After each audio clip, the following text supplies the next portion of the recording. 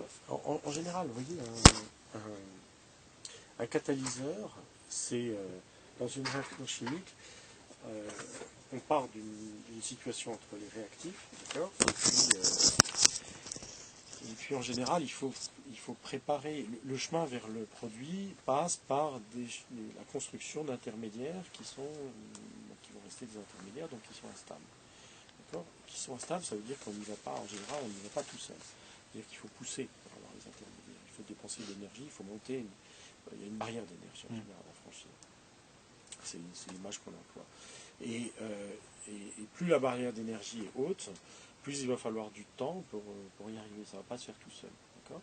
Alors, chauffer, c'est apporter de l'énergie, et ça aide à franchir la barrière d'énergie. C'est pour ça qu'il y a un certain nombre de réactions qui marchent mieux quand on chauffe. Mais ce n'est pas systématique, parce que l'effet de la chaleur n'est pas seulement de donner de l'énergie pour passer une barrière.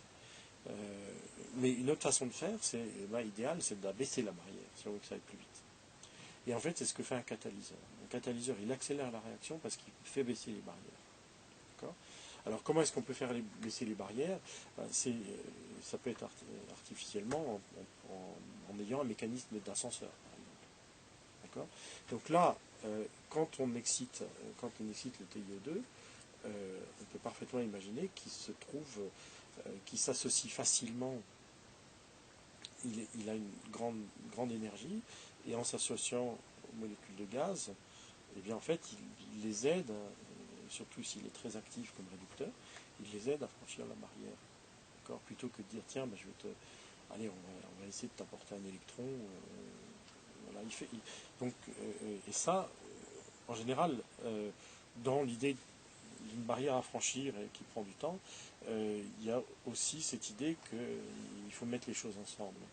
Et une matrice solide sur laquelle on a à la fois la possibilité de fixer une molécule de gaz et puis ensuite des électrons au voisinage, en mettant les choses tout près les unes des autres, les réactions vont plus vite. D'accord ? Donc la barrière d'énergie, c'est en fait une façon de représenter, de dire qu'il y a une difficulté à faire la réaction. Donc rapprocher les éléments, c'est déjà faciliter les choses. Et les enzymes, en biologie, font ça. Les enzymes, il y a deux produits qui peuvent réagir ensemble. Le simple fait de une des choses que fait l'enzyme, c'est de les rapprocher sur elle. D'accord ? Donc on a A et B qui doivent réagir ensemble. Si on a un enzyme qui peut accueillir sur sa surface, par exemple, A et B, ils vont se trouver tout près l'un de l'autre, et puis on va peut-être bidouiller des choses en voisinage, et ça va aller plus vite que si ça devait arriver tout seul en solution. Alors,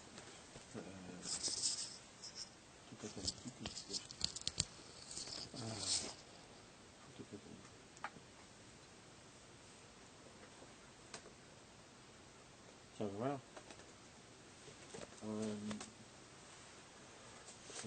Les photocatalysateurs. Vous faites de l'allemand, j'imagine, non ? Oui. Oui. Bon, voilà. Mais l'allemand scientifique, ce ne sera pas le même. Oh oui, ça va, c'est pas. Je vais lancer ce qu'il faut, c'est des instants, je t'en attends, on va essayer. Vous en faites aussi. Ouais.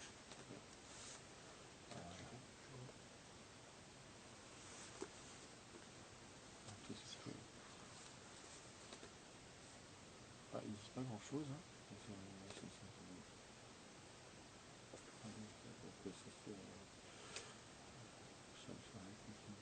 Compartient. Il y a des propriétés sonores aussi. Ça, vous avez trouvé ça sur Google ? Oui. Vous avez un moteur de recherche spécial ? Non, Non. Là. Non. D'accord. Oui, mais il n'est pas rapétré pour me donner aussi une réponse. D'accord. Non.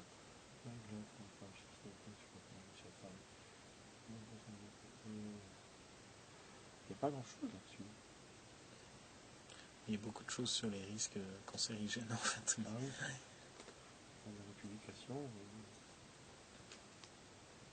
Alors. Ça.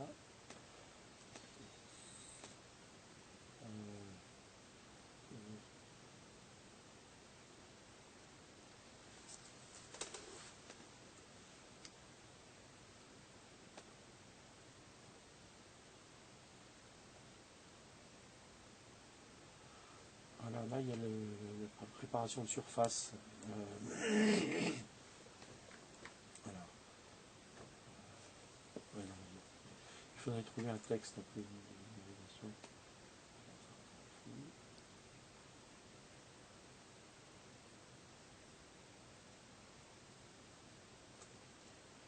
Alors, oui, comment on fait du traitement de surface qui donne des propriétés de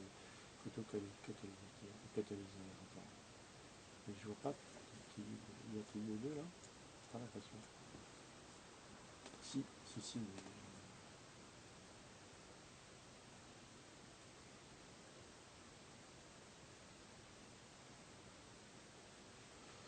Oui, tu vois, par une oxydation de l'acide chlorhydrique avec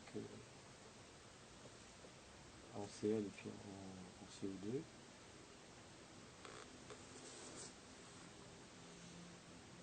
Ah voilà, là une réaction. Non, c'est quoi ça? C'est l'alcool, non avec l'oxygène. Ça casse la molécule qui contient le chlore.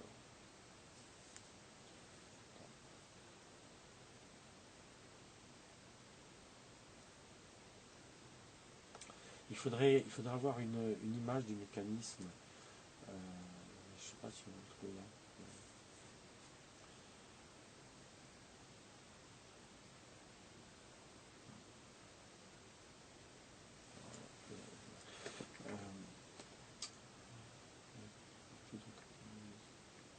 On va imprimer ça et puis